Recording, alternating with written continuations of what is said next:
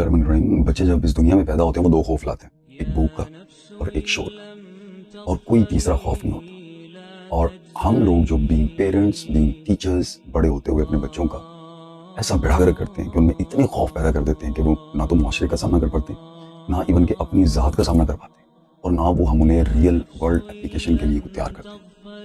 इन्हीं तमाम चीज़ों में एक और चीज़ जो हमारे बच्चों में खौफ और उनकी एक पर्सनैलिटी को डैमेज करती है वो स्कूल यूनिफॉर्म है। स्कूल यूनिफॉर्म किस तरीके से हमारे बच्चों की नेगेटिव नरिशमेंट करता है उनकी पर्सनैलिटी ग्रूमिंग के अंदर। स्कूल यूनिफॉर्म हमारे बच्चों की सेल्फ एक्सप्रेशन, यानी एक इजहार जो होता है उनकी पर्सनैलिटी का, पर्सनैलिटी ग्रूमिंग का, उसको ख़त्म कर देता है। यानी अल्लाह इनफरादियत दे के भेजता है और हम उस इनफरादियत को छीन कर एक उनको रेवड़ में खड़ा कर देते हैं और उनकी इंडिविजुअलिज्म जो है ना वो ख़त्म कर देते हैं। उनकी एस्थेटिक सेंस जो है वो ख़त्म हो जाती है, सेंस ऑफ ब्यूटी। अल्लाह ताला ने खूबसूरती तो उन बच्चों के अंदर ही रखी, लेकिन हमने उनकी वो एस्थेटिक सेंस को छीन लिया। फिर यूनिफॉर्म जो है वो पेरेंट्स के ऊपर एक्स्ट्रा बर्डन है। उनकी पैटर्न, सॉक्स, कलर, इवन के विंटर्स में कुछ और स्टफ है, समर में कुछ और स्टफ है। ये कॉस्ट है, ये एजुकेशन कॉस्ट है। और ये फ्री एजुकेशन तो ना हुई। ये तो अगर फ्री एजुकेशन इसका नाम है तो इसका मतलब है जो यूनिफॉर्म है it is not the part of education. फिर इसे क्यों लागू किया हुआ?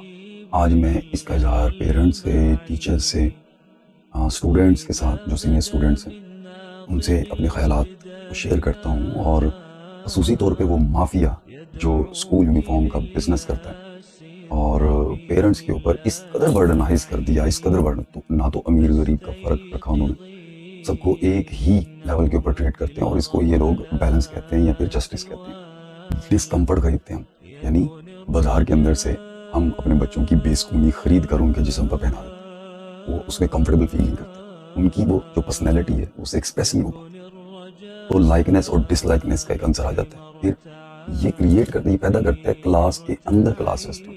जैसे एक बच्चा है वो अमीर है और उसी क्लास के अंदर कुछ बच्चे गरीब भी हैं।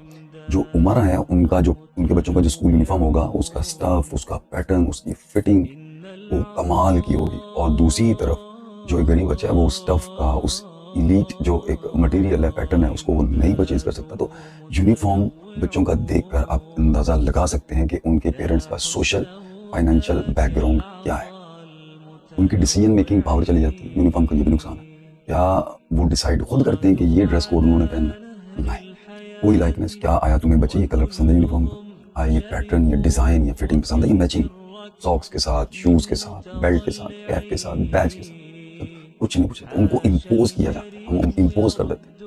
और बातें करने वाले बड़ी बातें करेंगे जी ये यूनिफॉर्म के खिलाफ बात कर रहा है, तो जो यूनिफॉर्म के हक में है ना वो ऐसा करें कि जब उनके बच्चे किसी शादी ब्याह पे जाते हैं उससे पहले वो अपना कलर, हर चीज़ पसंद करते हैं जो उनको कंफर्ट दे, एक्सप्रेस बेहतर अंदाज से कर सके। तो उनको ऐसा करें कि आप स्कूल यूनिफॉर्म पहना करना अब शादी के फंक्शन पे ले जाएं। तो फिर मैं देखूंगा कि आया आप क्रिटिसिज्म का बाइस बन रहे हो या फिर आपको लोग बड़े प्रमोट कर रहे हैं। यूनिफॉर्म से उनकी कैरेक्टर जो डेवलपमेंट है वो ठीक से एक नई पाए तक मिलता पहुँच सकती। मतलब 9th 10th के बच्चे अगर यूनिफॉर्म पहने, फर्स्ट ईयर सेकंड ईयर के बच्चे यूनिफॉर्म पहने तो वो बच्चे रहते हैं, हम उन्हें बच्चा कह रहे होते हैं। इवन कि उनकी एजेस जो हैं वो 17, 18 से 20 ईयर्स तक हो जाती हैं, उनको हम बच्चा कह रहे हैं। और पढ़ा क्या रहे हैं उन्हें कि मोहम्मद बिन कासिम ने 712 में 17 साल की उम्र में अरब से आके राजादार को शिकस्त दी। यानी इस किस्म का करेज कि उसने एक फौज के ऊपर हमला कर दिया। वो पढ़ा रहे हैं लेकिन अपने बच्चों को इतनी डिसीजन मेकिंग नहीं दे रहे, वो पावर नहीं दे रहे कि वो खुद डिसाइड कर पाएँ क्या उन्होंने क्या करना है। तो यूनिफॉर्म का एक ये भी नेगेटिव इफेक्ट मौजूद है। उसकी देखिए पूरी ज़िंदगी बच्चे ने पहनना कुछ और है।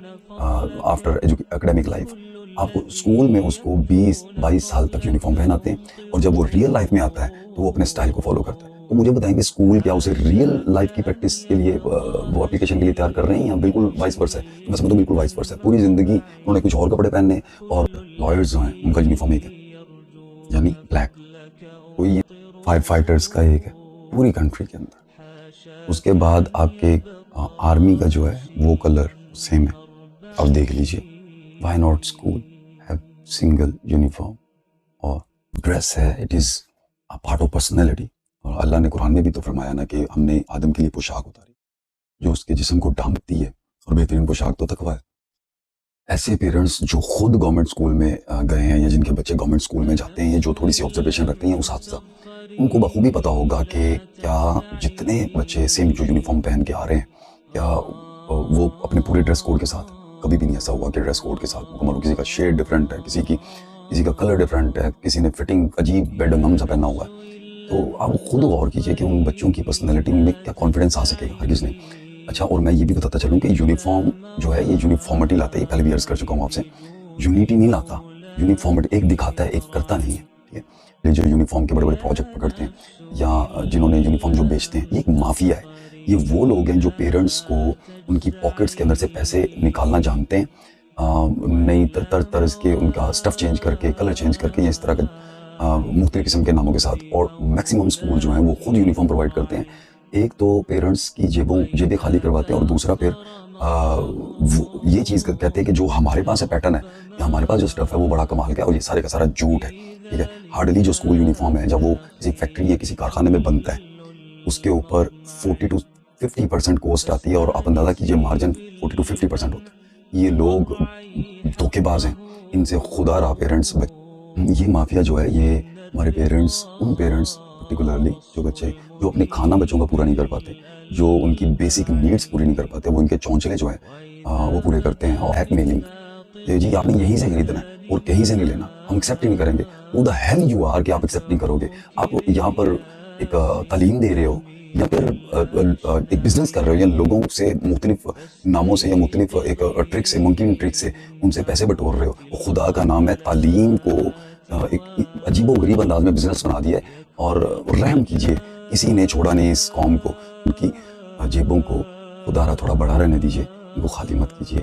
ہم اگلی ویڈیو میں ملیں گے سولوشن کے ساتھ کہ آیا یہ جو پرابلم میں نے شیئر کیا کہ یونیفارم یہ کرتا ہے, میں اس کا سولوشن بھی دوں گا. اور امید کرتا ہوں کہ میرا یہ میسیج آپ کو بخوبی سمجھ آیا ہوگا. اللہ آپ کا اور میرا ہم ناصر ہو, اور ہمارے بچوں پہ رحم کرے, اور والدین کو ہمت اور طاقت دے کہ وہ اپنے بچوں کو بہترین سے بہترین تربیت اور تعلیم دلا سکے.